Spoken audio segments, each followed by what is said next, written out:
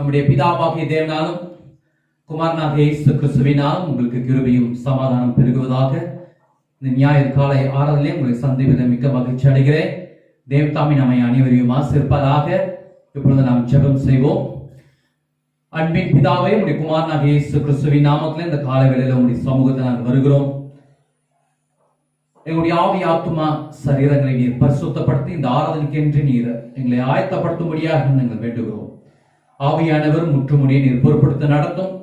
ஆரம்பம் முதல் முடிவு வரை உங்களுடைய பிரசுரம் எங்களை ஆளுகை செய்யட்டும்.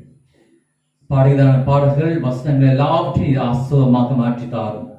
இப்ப இயேசு கிறிஸ்துவின் நாமத்தில் கேட்கிறோம் எங்கள் ஜீவனில் நல்ல பிதாவே, ஆமென். இந்த ஆராதனைக்கு ஆரம்பமாக ஒரு ஆங்கிலத்தில் ஒரு பாடலை நாம் பாடுவோம்.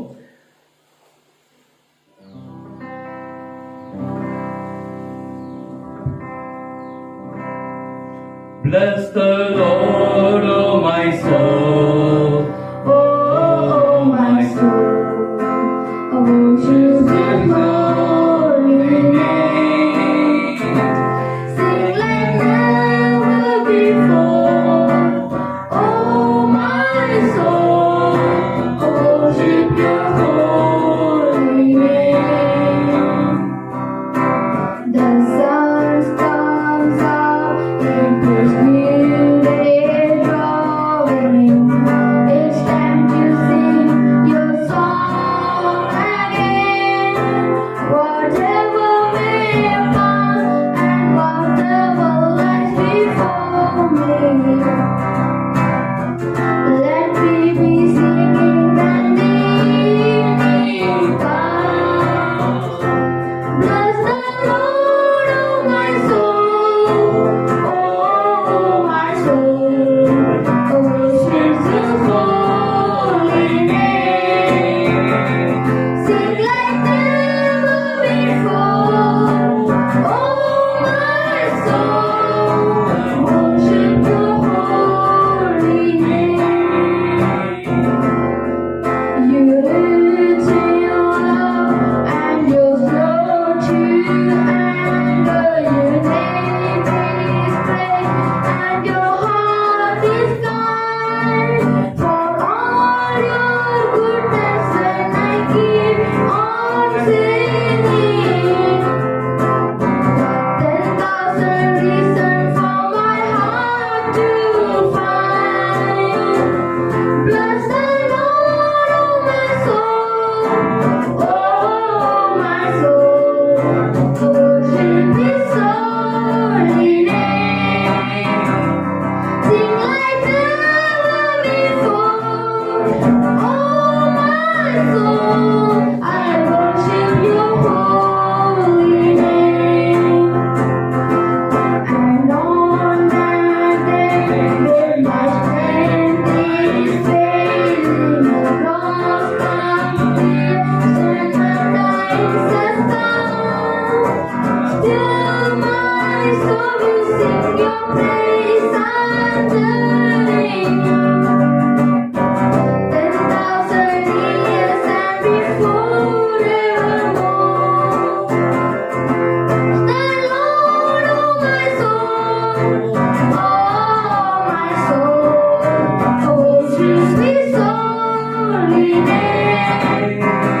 Sing like never before, oh my soul, I worship Your holy name. Yes, I worship Your holy name.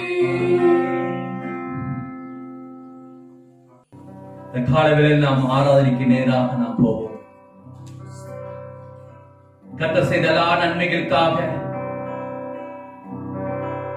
நன்றி இதயத்தோடு அவரை நாம் ஆராதிப்போமா. சங்கீதம் 63வது அதிகாரத்திலே தாவீது சொல்லுகிறான், தேவனே நீர் என்னுடைய தேவன், அதிகாலமே உம்மை தேடுகிறேன். வறண்டதும் விடாய்த்ததுமான தண்ணீரற்றதுமான நிலத்தில் என் ஆத்துமாவும் பேரில் தாகமா இருக்கிறது. என் மாம்சமானது உம்மை வாஞ்சிக்கிறது. இந்த காலவேளையில அவருடைய சமூகத்திலே வாஞ்சியுள்ளவர்களாய் அவருடைய சமூகத்தை நாம் காணப்படுவோம். ஏனென்றால் கர்த்தர் நமக்கு நன்மையான காரியத்தை செய்திருக்கிறார், நமக்கு ஜீவனை தந்திருக்கிறார். ஆகவே உற்சாகத்தோடு ஆண்டுடைய நாமத்தை நாம் மேம்படுத்துவோம், அவருக்கு நன்றி செலுத்துவோம். எத்தனையோ பேர் இந்த உலகத்தை விட்டு போயிருக்கிறார்கள். ஆனால் கர்த்தர் நமக்கு கிருபையாக இறங்கி நமக்கு ஜீவனையும் பலனையும் சுகத்தையும் தந்திருக்கிறார். ஆகவே இந்த காலங்களில் ஆண்டுடைய நாமத்தை நாம் மேம்படுத்துவோம்.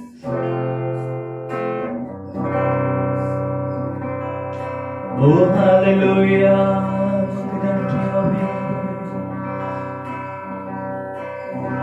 ஆண்டவரே, நாங்கள் உம்மை துதிக்கிறோம், நாங்கள் உம்மை போற்றுகிறோம். நீர் நல்லவர், நீர் வல்லவர், நீர் மாறாதவர். நல்ல நாமத்தை நாங்கள் உயர்த்துகிறோம் ஆண்டவரே. Thank you சொல்லுவேன், தினமும் சொல்லுவேன். Thank you Father. Thank you சொல்லுவேன், தினமும் சொல்லுவேன். Thank you Father. Father, thank you Jesus. Thank you Heavenly Father. Thank you Jesus. Thank you. நன்றி சொல்லுவேன், தினமும் சொல்லுவேன். நன்றி இயேசு ராஜா. நன்றி சொல்லுவேன், தினமும் சொல்லுவேன். நன்றி இயேசு ராஜா. யெகோவா ஈரே, எல்லாமே பார்த்துக் கொள்வீர். யெகோவா ஈரே, எல்லாமே பார்த்துக் கொள்வீர். எல்லாமே பார்த்துக் கொள்வீர். எப்படி நான் நன்றி சொல்வேன்? எல்லாமே பார்த்துக் கொள்வீர். எப்படி நான் நன்றி சொல்வேன்? Father, thank you Jesus. Thank you Heavenly Father. Thank you Jesus. Thank you. நன்றி சொல்லுவேன், தினமும் சொல்லுவேன். நன்றி இயேசு ராஜா. நன்றி சொல்லுவேன், தினமும் சொல்லுவேன். நன்றி இயேசு ராஜா.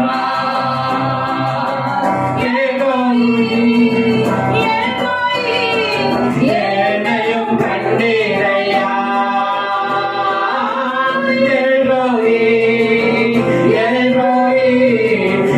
என்னையும் கண்டீரையா, என்னையும் கண்டீரையா. எப்படி நான் நன்றி சொல்வேன்? என்னையும் கண்டீரையா, எப்படி நான் நன்றி சொல்வேன்? அப்பா நன்றி, அன்பே நன்றி. இயேசு அப்பா நன்றி, அன்பே நன்றி. நன்றி சொல்லுவேன், தினமும் சொல்லுவேன். நன்றி இயேசு ராஜா. நன்றி சொல்லுவேன், தினமும் சொல்லுவேன். நன்றி இயேசு ராஜா. யெகோவா ரப்பா, இதுவரை சுகம் தந்தீரே. யெகோவா ரப்பா, இதுவரை சுகம் தந்தீரே. இதுவரை சுகம் தந்தீரே. எப்படி நான் நன்றி சொல்வேன்? இதுவரை சுகம் தந்தீரே. எப்படி நான் நன்றி சொல்வேன்? அப்பா நன்றி, அன்பே நன்றி. இயேசு அப்பா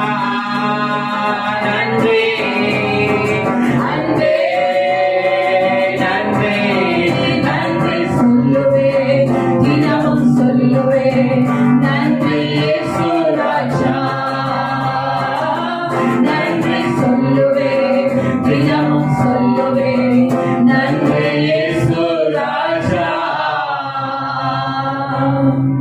ஹல்லேலூயா. உமக்கு நன்றியோடு துதிக்கிறோம் ஆண்டவரே. சங்கீதக்காரன் தாவீது சொல்லுகிறார், என் ஜீவன் உள்ள மட்டும் நான் உம்மை துதிப்பேன், உமது நாமத்தை சொல்லி நான் கையெடுப்பேன். ஜீவனை பார்க்கிறோம், உமது கிருபை நல்லது, என் உதடுகள் உம்மை துதிக்கும் என்று சொல்லி தாவீது சொன்ன வண்ணமாக ஜீவனை பார்க்கிறோம், உமது கிருபை எவ்வளவு நல்லது ஆண்டவரே. இந்த காலவேளை உம்முடைய நல்ல நாமத்தை நான் உயர்த்துகிறோம் ஆண்டவரே. கர்த்தாவே, என்னுடைய ஜீவன் உம்முடைய கையில் இருக்கிறபடினால் உம்மை நன்றியோடு துதிக்கிறோம், ஸ்தோத்திரிக்கிறோம். இந்த காலவேளை எத்தனை பேர் எங்களோடு சேர்ந்து நீங்க ஆராதிக்க விரும்புறீங்க? கர்த்தருடைய கிருபை எவ்வளவு நல்லது, அது மாறாதவைகளாக இருக்கிறபடினால், ஒவ்வொரு நாளும் நம்முடைய கிருபை புதிதாக இருக்கிறபடினால் கர்த்தரை நாம் மகிமைப்படுத்துவோமா? ஆண்டவரே, நீர் மாத்திரம் உயர்ந்திருப்பதாக. ஓ ஹல்லேலூயா. நன்றியோடு துதிக்கிறோம் ஆண்டவரே.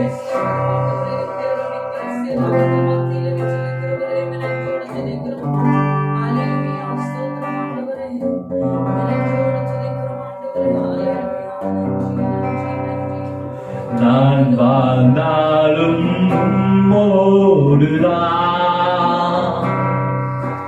மரித்தாலும் உம்மோடுதான். சேர்ந்து யாவருமாக நான் வாழ்ந்தாலும் உம்மோடுதான்,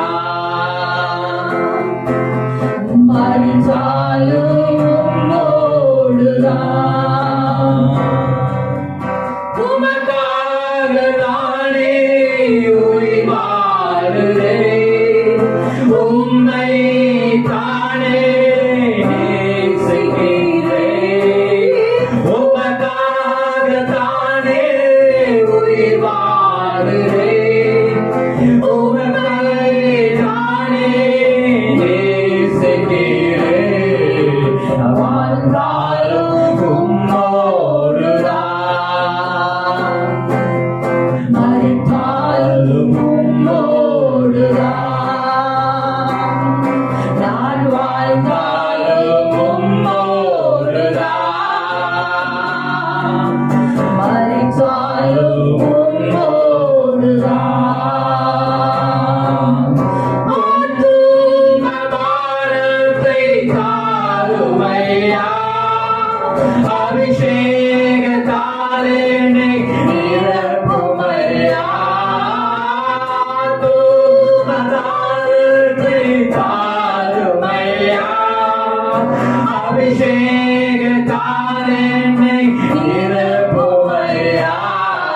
நான் வாழ்ந்தாலும் உம்மோடுதான், மரித்தாலும் உம்மோடுதான். நான் வாழ்ந்தாலும் உம்மோடுதான், மரித்தாலும் உம்மோடுதான். உம்மை போல என்னை மாற்றுமையா, எனக்காக என்னை தந்தேன்.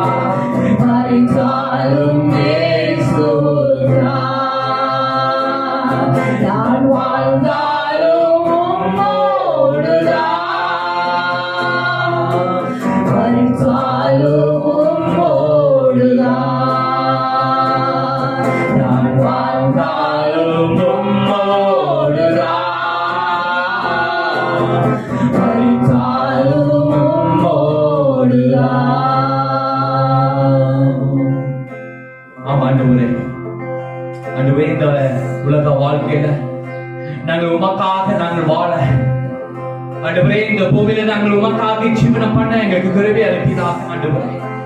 எங்களோடு கூட சேர்ந்து ஆராதித்துக் கொண்டிருக்கிறதான அருமையான பிள்ளைகளுக்காக இந்த காலங்களில் நான் வேண்டுகிறேன். ஆண்டவரே உம்முடைய பிள்ளைகள் எந்த சூழ்நிலை இருந்தாலும், எப்படிப்பட்ட துன்பத்தை நடுவில் இருந்தாலும், பலவிதமான வியாதிகளோடு பலவீனத்தோடு இருந்தாலும், கர்த்தர் இந்த காலங்களில் சுகப்படுத்தி அவர்களை பலப்படுத்தி ஆசீர்வதித்து வழிநடத்தும்படியாக வேண்டுகிறோம். எல்லா சாப்பாடுடைய அந்தகார வல்லமைகள், எல்லா சாபவிசைகள், எல்லா கசப்பான வேர்கள் இயேசுவின் நாமத்தில் பிடுங்கப்படுவதாக என்று சொல்ல வேண்டுகிறது ஆண்டவரே. தேவன் தாமே ஒவ்வொருவரையும் இந்த காலங்களில் பலப்படுத்தி ஆசீர்வதித்து வழிநடத்தும்படியாக வேண்டுகிறேன் ஆண்டவரே. எங்களோடு கூட சேர்ந்து ஆராய்ச்சி கொண்டிருக்கிற ஒவ்வொரு பிள்ளைகளுக்கும் கர்த்தர் தாமே விடுதலை தந்து மேன்மைப்படுத்தும்படியாக வேண்டுகிறோம் ஆண்டவரே. கப்படே இந்த பூமியிலே நாங்கள் நமக்காக வாழ்ந்து கப்படே ராஜ்யம் சந்திக்க நாங்கள் எப்பொழுதும் வாய்ப்புள்ள பிள்ளைகளாக மாற்றும்படியாக வேண்டுகிறோம். இயேசு கிறிஸ்துவின் நாமத்தில் கேட்கிறோம் பிதாவே. ஆமென். ஆமென். ஆமென். தேவனின் நாமம் மகிமைப்படுவதாக. இந்த வேளையிலே நாம் ஆண்டவருடைய வார்த்தைக்கு நேராக நாம் போவோம். 2 கொரிந்தியர் எழுதின நிருபம் 1வது அதிகாரம் 12வது வசனத்தை நாம் வாசிக்க கேட்போம். மாம்சத்திற்கேற்ற ஞானத்தோடே நடவாமல் தேவனுடைய கிருபையினால் நாங்கள் உலகத்திலேயும் விசேஷமாக உங்களிடத்திலேயும் கபடமில்லாமல் திவ்ய உண்மையோடே நடந்தோம் என்று எங்கள் மனது எங்களுக்கு சொல்லும் சாட்சியே எங்கள் புகழ்ச்சியாய் இருக்கிறது. அன்பானவர்களே, அப்போஸ்தலனாகிய பவுல் இந்த கடிதத்தை கொரிந்திய சபைக்கு எழுதும்போது ஏறத்தாழ கிபி 60வது நூற்றாண்டிலே அப்போஸ்தலனாகிய பவுல் பிலிப்பு பட்டணத்தில் இருக்கும் பொழுது இந்த கடிதத்தை அவர் எழுதுகிறார். இந்த 2வது நிருபத்தின் நோக்கத்தை அவர் எழுதும்போது விசுவாசிகளுடைய கீழ்ப்படியாமை குறித்தும் விசுவாச குறைவை குறித்தும் அவர் சில ஆலோசனைகளாக அவர் சொல்லுகிறதை நாம் பார்க்கிறோம். நான் அதிகமாக பேச விரும்பவில்லை, ஏனென்றால் நேரம் குறைவாக இருக்கிறபடினால் சுருக்கமாக நான் சொல்ல நான் வாஞ்சிக்கிறேன். இங்க 3 முக்கியமான காரியங்களை குறித்து நாம் பார்க்கிறோம். அதாவது இங்க பார்க்கும் பொழுது 1 தீமோத்தேயு எழுதின நிருபம் 1வது அதிகாரம் 5வது வசனத்தை நாம் வாசிப்போம். 1 தீமோத்தேயு 1வது அதிகாரம் 5வது வசனத்தை நாம் வாசிக்கலாம். கற்பனையின் பொருள் என்னவெனில், சுத்தமான இருதயத்திலும் நல் மனச்சாட்சியிலும் மாயமற்ற விசுவாசத்திலும் பிறக்கும் அன்பே. இங்க பார்க்கும்போது அப்போஸ்தலனாகிய பவுல் எப்படியாக சொல்கிறார், கற்பனையின் பொருள் என்னவெனில் சுத்தமான இருதயத்திலும் நல் மனசாட்சியிலும் மாயமற்ற விசுவாசத்திலும் பிறக்கும் அன்பே என்று சொல்லி அவர் குறிப்பிடுகிறார். அன்பானவர்களே, இந்த வேளையில் நாம் பார்க்கும் பொழுது சுத்தமான இருதயத்தை குறித்து நாம் பார்க்கிறோம். நம்முடைய ஆவி, ஆத்துமா, சரீரங்களிலே தேவனுடைய அந்த பரிசுத்தமான ஒரு ஜீவியத்தை நாம் வாழுவதற்கு தேவன் நம்மத்திலே அவர் எதிர்பார்க்கிறதான காரியங்கள் சுத்தமான இருதயம், நல் மனசாட்சி, மாயமற்ற விசுவாசம். இந்த 3 காரியங்களும் நம்முடைய ஆத்துமாவிலே உண்டாக வேண்டும் என்று சொல்லி அப்போஸ்தலனாகிய பவுல் இப்படியாக எழுதுகிறார். இந்த நாட்களிலே நாம் பலவிதமான அநீதி நிறைந்த இந்த உலகத்திலே, மாயமற்ற இந்த உலகத்திலே நாம் இருக்கும் பொழுது தேவன் சொல்லுகிற ஒரு காரியம் என்னவென்னா, சுத்த இருதயமும் நல் மனசாட்சியும் மாயமற்ற விசுவாசம். அடுத்தபடியாக அவர் சொல்லுகிறார், 1 தெசலோனிக்கேயர் 2வது அதிகாரம் 5வது வசனத்தை நாம் வாசிப்போம். 1 தெசலோனிக்கேயர் 2:5. உங்களுக்கு தெரிந்திருக்கிறபடி நாங்கள் ஒரு காலம் இச்சகமான வசனங்களை சொல்லவும் இல்லை, பொருளாசை உள்ளவர்களாய் மாயம் பண்ணவும் இல்லை, தேவனே சாட்சி. இங்க பார்க்கும்போது பவுல் சொல்றாரு, இச்சகமான வார்த்தை நான் சொல்லவில்லை என்று சொல்லி அவர் சொல்லுகிறார். அன்பானவர்களே, நம்முடைய வார்த்தைகள் தீமை நிறைந்ததாக இருக்கிறதா இல்லைன்னா நீதி நிறைந்ததாக இருக்கிறதா என்று சொல்லி நாம் சிந்தித்து பார்க்க வேண்டியவர்களாக இருக்கிறோம். அப்போஸ்தலனாகிய பவுல் சொல்றாரு, என்னுடைய வார்த்தையில எந்த ஒரு குற்றமும் நான் காணவில்லை, அவரே அவர் சாட்சி சொல்லுகிறார். இப்படிப்பட்ட ஒரு அனுபவம் நமக்கு ஒவ்வொருவருக்கும் வர வேண்டும் என்று சொல்லி வேதம் இப்படியாக சொல்லுகிறது. தேவன் அதான் எதிர்பார்க்கிறார். தேவனுக்கு பிரியமாக உண்டான வார்த்தைகள், நாம் உச்சரிக்கிறதான ஒவ்வொரு வார்த்தைகளும் அவருக்கு பிரியமுண்டதாக இருக்கும்படியாக நாம் பேசும் பொழுது தேவன் நம்மத்திலே அவர் ஆசீர்வதிக்கிற தேவனாக இருக்கிறார். அது மாத்திரமல்ல, நம்முடைய வார்த்தையின் சொற்கள் மாயையற்றதாக இருக்கும் பொழுது நம்முடைய வாழ்க்கையிலே தேவன் நம்மை வழிநடத்துகிறவராக இருக்கிறார். அது மாத்திரமல்ல, பெருமையான வார்த்தைகள், மாயம் பண்ணும் செயல்கள், எதிர்மறையான காரியங்களை குறித்து நாம் பார்க்கிறோம். உண்மை இல்லாத ஒரு தன்மை, உண்மை இல்லாத ஒரு அனுபவம், மற்றவர்களை நாம் ஏமாற்றி மற்றவர்களை கீழே தள்ளி நாம் மேலே வருவோம் என்று சொன்னால் அது தேவனுக்கு புறம்பான ஒரு காரியமாக இருக்கிறது. சத்தியத்தை நாம் அவமதிக்கிறோம் என்று சொல்லி நாம் பார்க்கிறோம். அது மாத்திரமல்ல, நாம் பார்க்கும்போது ஆத்துமாவிலே நம்முடைய எண்ணங்கள், நம்முடைய சிந்தைகள் சுத்தமாக இருக்கும் பொழுது தேவன் நம்மிடத்திலே அவர் அசைவாடுகிறவராக இருக்கிறார். அது மாத்திரமல்ல, தம்முடைய சித்தத்தை நமக்கு வெளிப்படுத்தி நம்மளை வழிநடத்துகிற தேவனாக இருக்கிறார். இரண்டாவதாக நாம் பார்க்கிறோம், 2 கொரிந்தியர் 7வது அதிகாரம் 10வது வசனத்தை நாம் வாசிக்க கேட்போம். தேவனுக்கு ஏற்ற துக்கம் பின்பு மனஸ்தாபப்படுகிறதற்கு இடமில்லாமல் ரட்சிப்புக்கு ஏதுவான மனம் திரும்புதலை உண்டாக்குகிறது.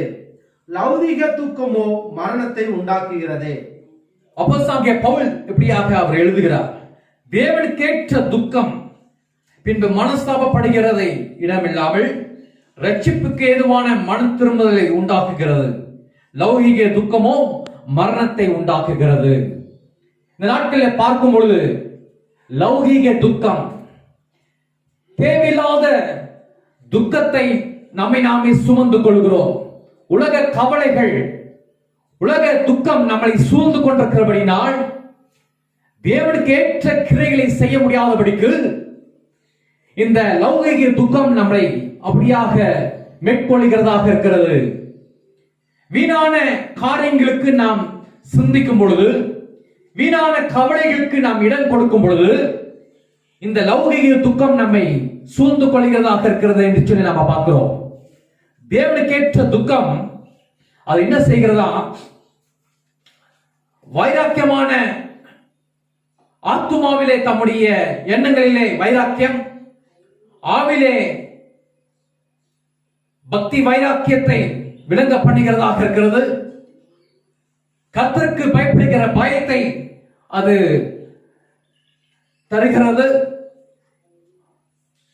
இந்த பூமியில நாம் எப்படிப்பட்ட ஒரு வாழ்க்கை வாழ வேண்டும் என்று சொல்லி ஜாக்கிரதையாக வாழ இது துணை செய்கிறதாக இருக்கிறது. பிரியமானவர்களே, அதாவது தேவனுக்கேற்ற துக்கம் நம்முடைய ஆவி ஆத்துமா சரீரங்களிலே உண்டாகும் பொழுது கர்த்தருக்கு பயப்படுகிற பயம் நமக்கு உண்டாகிறது. தீமை விட்டு விலகுவதே கர்த்தருக்கு பயப்படுகிற பயம்.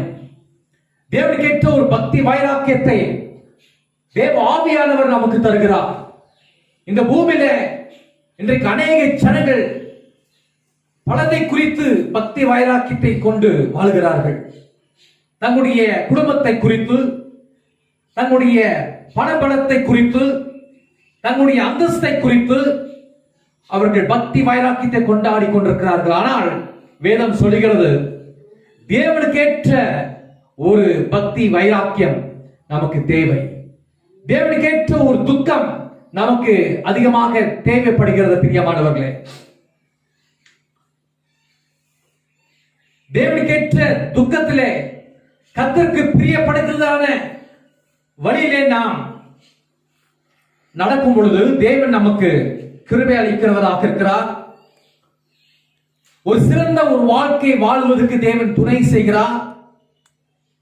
அது மாத்திரமல்ல, நாம் இந்த பூமியிலே ஜாக்கிரதையோடு பாவத்தை விட்டு விலகுகிற ஒரு அனுபவம் தேவன் நமக்கு தருகிறவராக இருக்கிறார். கடைசியாக மூன்றாவதாக நாம் பார்ப்போம். 2 கொரிந்தியர் 11வது அதிகாரம் 2வது வசனத்தை நாம் வாசிக்க கேட்போம். நான் உங்களை கற்புள்ள கன்னிகையாக கிறிஸ்து என்னும் ஒரு புருஷனுக்கு ஒப்புக் கொடுக்க நியமித்தபடியால் உங்களுக்காக தேவ வைராக்கியமான வைராக்கியம் கொண்டிருக்கிறேன். இங்க பார்க்கும்போது மூன்றாவது தேவ வைராக்கியத்தை குறித்து நாம் பார்க்கிறோம். தேவ வைராக்கியம், கர்த்தர் பேரிலே நாம் வைராக்கியத்தை கொள்ளும் பொழுது இந்த பூமியிலே நாம் நம்முடைய ஆவி, ஆத்துமா, சரீரத்தை நாம் பரிசுத்தமாக காத்துக்கொள்ள முடியும் என்பதை நாம் அறிந்திருக்கிறோம். தேவன் பேரில் வைராக்கியம் வைப்பது எப்படி? அது என்னவென்றால், தேவனுடைய உபதேசத்திலும் அவருடைய சுவிசேஷத்திலும் தெய்வத்துவத்தின் குறித்ததான பகுதியில நாம் வைராக்கியத்தை கொள்ளும் பொழுது இந்த பூமியிலே நாம் வழி விலகி போகாதபடிக்கு, தடுமாறாதபடிக்கு தேவனுக்கு துணை செய்கிறார். தேவ வைராக்கியம் இந்த கடைசி நாட்களில் நமக்கு நிச்சயமாக உண்டாயிருக்க வேண்டும் பிரியமானவர்களே. தேவ வைராக்கியம் இந்த நாட்களிலே, இன்றைக்கு சபைகளிலே, இன்றைக்கு அநேக ஊழியக்காரர்கள், அநேக விசுவாசிகள் மத்தியில, கிறிஸ்தவ சமுதாயத்துல, வாலிப சமுதாயத்துல நிலையான ஒரு உபதேசத்துக்குள்ளாக இன்றைக்கு ஜனங்கள் நடப்பது கிடையாது. அந்த உண்மையான ஒரு சுவிசேஷம் இன்றைக்கு சபைகளில் இருப்பது கிடையாது. தெய்வத்துவத்தின் அந்த தன்மையை இன்றைக்கு சபையிலே அற்று போயிருக்கிறது பிரியமானவர்களே. காரணம் என்னவென்று சொன்னால், தேவனுடைய பிரமாணத்தில் நாம் சரியாக இல்லாத பட்சத்திலே, சரியான உபதேசத்திலே நிற்காத பட்சத்திலே அந்த உபதேசத்தை விட்டு நாம் மாறுகிறோம். தேவனுடைய சுவிசேஷத்தை விட்டு நாம் மாறுகிறோம். தெய்வத்துவத்தை அந்த பொருளை விட்டு நாம் மாறுகிறோம். கள்ள உபதேசத்திலும் கள்ள தீர்க்க தரிசனத்திலும் தவறான நம்பிக்கையிலே நாம் மாறும்பொழுது அந்த தேவ கேட்ட அந்த வைராக்கியத்தை விட்டு நாம் மாறும் பொழுது உலகத்தினுடைய அந்த வைராக்கியத்துக்குள்ளாக நாம் கடந்து போகிறோம். இந்த உலகத்திற்குரிய வைராக்கியத்திலே நாம் நம்முடைய ஆவி, ஆத்துமா, சரீரத்தை நாம் ஒப்புக் கொடுக்கும் பொழுது சாத்தான் நம்முடைய ஆவி, ஆத்துமா, சரீரத்தை ஆட்கொண்டு உலக கவலைகள், உலகத்தினுடைய பாரங்கள், உலகத்தினுடைய சிற்றின்பங்கள், இச்சைகள், இப்படிப்பட்ட காரியங்களை நம்முடைய ஆவி, ஆத்துமா, சரீரத்திலே அவன் கொண்டு வந்து போட்டு சத்தியத்துக்கு விரோதமாக, உபதேசத்துக்கு விரோதமாக நாம் வாழ்வதற்கு நாம் ஆரம்பிக்கிறோம். ஆகவே அன்பானவர்களே, இந்த காலவெளியில உங்க மத்தியில நான் மீண்டுமாக வலியுறுத்துற ஒரு காரியம், தேவனுக்கு ஏற்ற அந்த வைராக்கியத்திலே நாம் வாழ நம்முடைய ஆவி, ஆத்துமா, சரீரத்தை நாம் ஒப்புக் கொடுப்போம். கடைசியாக ஒரே ஒரு வசனத்தை நாம் வாசித்து நாம் முடிப்போம். ரோமருக்கு எழுதின நிருபம் 7வது அதிகாரம், ரோமருக்கு எழுதின நிருபம் 7வது அதிகாரம் 14வது வசனத்தை நாம் வாசிப்போம். மேலும் நமக்கு தெரிந்திருக்கிறபடி நியாயப்பிரமாணம் ஆவிக்குரியதாய் இருக்கிறது. நானோ பாவத்துக்கு கீழாக விற்கப்பட்டு மாம்சத்திற்குரியவனாய் இருக்கிறேன். இங்க பார்க்கும் பொழுது அப்போஸ்தலனாகிய பவுல் இப்படியாக சொல்லுகிறார், நமக்கு தெரிந்திருக்கிறபடி நியாய பிரமாணம் ஆவிக்குரியதாய் இருக்கிறது, நானோ பாவத்துக்கு கீழாக விற்கப்பட்டு மாம்சத்துக்குரியவனாய் இருக்கிறேன். அவர் தொடர்ந்து அவர் சொல்லுகிறார், எனக்கு விரும்பாததையே நான் செய்கிறேன். எனக்குள்ளாக இந்த பாவமானது, இந்த பாவ பிரமாணமானது, நான் எதை விரும்பாதவனாக இருக்கிறேனோ அதையே நான் செய்வதற்கு என்னுடைய இந்த பாவ சரீரம் தூண்டுகிறது. அன்பானவர்களே, இந்த கடைசி நாட்களில் நாம் எதை செய்யக்கூடாது என்று சொல்லி நாம் நினைக்கிறோமோ அதை தான் நாம் இதுவரைக்கும் நாம் செய்து கொண்டிருக்கிறோம்.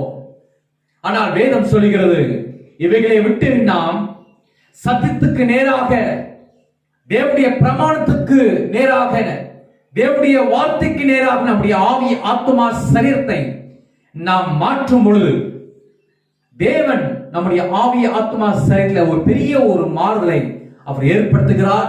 இந்த கடைசி நாட்களிலே தேவனுக்கேற்ற ஒரு வைராக்கியத்தையும், தேவனுக்கேற்ற ஒரு துக்க, அப்படிப்பட்ட ஒரு வாழ்க்கை நாம் வாழ, ஒரு ஜாக்கிரதை உள்ள ஒரு வாழ்க்கை வாழ தேவன் தாமே நமக்கு கிருபை செய்வாராக. தொடர்ந்து தேவனுக்கு நாம் மகிமையுள்ள ஒரு வாழ்க்கை வாழ தேவன் நமக்கு கிருபை செய்வாராக.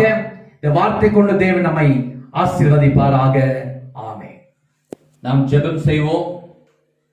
அன்பின் பிதாவே, உம்முடைய குமாரனாகிய இயேசு கிறிஸ்துவின் நாமத்திலே நாங்கள் மீண்டுமாக வருகிறோம். நாங்கள் கேட்ட இந்த வார்த்தையின்படி நாங்கள் நடக்க எங்களுக்கு உதவி செய்யுங்க. ஆண்டவரே, எங்களுடைய வாழ்க்கையிலே நாங்கள் சுத்த இருதயத்தோடு, மாயமற்ற விசுவாசத்திலே, நல் மனசாட்சியோடு நாங்கள் வாழ எங்களுக்கு கிருபை அளிப்பீராக. தொடர்ந்து எங்களுடைய ஆவி ஆத்மா சரீரத்தை நாங்கள் பரிசுத்தமாக காத்து உமக்காக நாங்கள் ஜீவிக்க, உமக்காக நாங்கள் ஆயத்தப்பட எங்களுக்கு கிருபை அளிப்பீராக. மீட்பர் இயேசு கிறிஸ்துவின் நாமத்தில் கேட்கிறோம் பிதாவே, ஆமென். என் ஆத்துமாவே கர்த்தரை ஸ்தோத்திரி, என் முழுவதுமே அவருடைய பரிசுத்த நாமத்தை ஸ்தோத்திரி. என் ஆத்துமாவே கர்த்தரை ஸ்தோத்திரி, அவர் செய்த சகல உபகாரங்களையும் மறவாதே. ஆமென். நம்முடைய கர்த்தராகிய இயேசு கிறிஸ்துவின் கிருபையும், பிதாவாகிய தேவனுடைய அன்பும், பரிசுத்தாவினுடைய அன்யோன்ய ஐக்கியமும் சேகமும் ஆசீர்வாதமும் இப்பொழுதும் எப்பொழுதும் உண்டாயிருப்பதாக. ஆமென். ஆமென். எஃப்டிசி மினிஸ்ட்ரி நேயர்களுக்கு அன்பான வேண்டுகோள். இன்றைய நாளுக்கான வசனங்களை தியானிக்க விரும்பினால் டிஸ்கிரிப்ஷனில் நாங்கள் பதிவிட்டிருக்கிறோம். நீங்கள் அதனை பார்த்து பயனடையுமாறு நாங்கள் கேட்டுக்கொள்கிறோம். மேலும் இந்த நிகழ்ச்சிகளை பார்க்கிறவர்கள் எஃப்டிசி மினிஸ்ட்ரிக்கு நீங்கள் சப்ஸ்கிரைப் செய்து பெல் பட்டனை கிளிக் செய்து ஆல் பட்டனையும் கிளிக் செய்து வைத்துக் கொள்ளுங்கள். அப்பொழுது நாங்கள் வெளியிடுகிற ஒவ்வொரு நிகழ்ச்சிகளும் உங்களால் பார்க்க முடியும். தேவன் தாமே உங்களை அனைவரையும் ஆசீர்வதிப்பாராக. ஆமென்.